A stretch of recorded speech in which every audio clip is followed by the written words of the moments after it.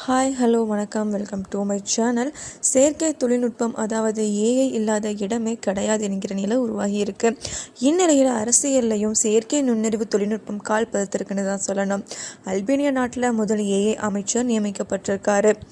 இந்த செயற்கை நுண்ணறிவு அமைச்சர் ஊழலை எதிர்த்து போராடுவதோடு பொது செலவினங்களில் வெளிப்படைத்தன்மையை கொண்டு வரும் என்றும் சொல்லப்படுது. இந்த அமைச்சருக்கு அந்நாட்டு அரசு டிஎல்ஐ என பெயரிட்டிருக்கு. டிஎல்ஐ என்றால் சூரியன் என்று பொருள்.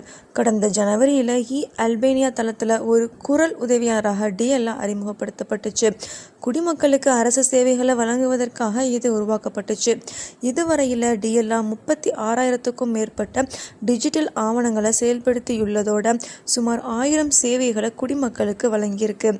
தற்போது அமைச்சராக பதவி உயர்வு பெற்றுள்ள டிஎல்ஐ அரசு ஒப்பந்தங்கள் தொடர்பான முடிவுகளை நிர்வகிக்கும் உலகின் முதல் ஏஐ அமைச்சராக மாறியிருக்கு.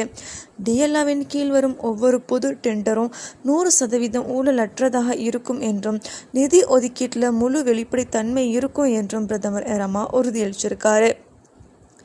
அல்பேனியா நீண்ட காலமாக ஊழலுக்கு எதிராக போராடி வந்துட்டுருக்கு.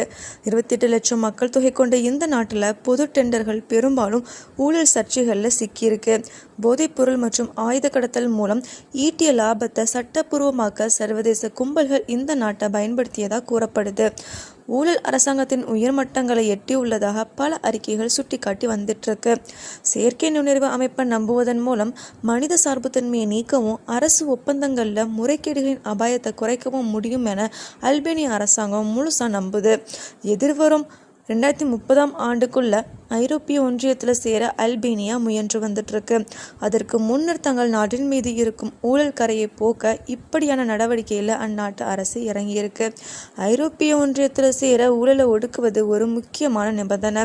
இந்த முயற்சி புரட்சிகரமானதாக கருதப்பட்டாலும் டிஎல்ஐவின் முடிவுகளுக்கு மனித மேற்பார்வை இருக்குமா என்பதை அரசாங்கம் இன்னும் குறிப்பிடவில்லை. போதுமான பாதுகாப்பு இல்லை என்றால் மேம்பட்ட ஏஐ அமைப்புகளும் முறைகேடுகளுக்கு உள்ளாகக்கூடும் என்று ஆய்வாளர்கள் எச்சரிக்கின்றனர். இது பற்றி நீங்கள் என்ன நினைக்கிறீங்கன்றதை கமெண்ட்ல சொல்லுங்கள். தேங்க்ஸ் ஃபார் வாட்சிங்.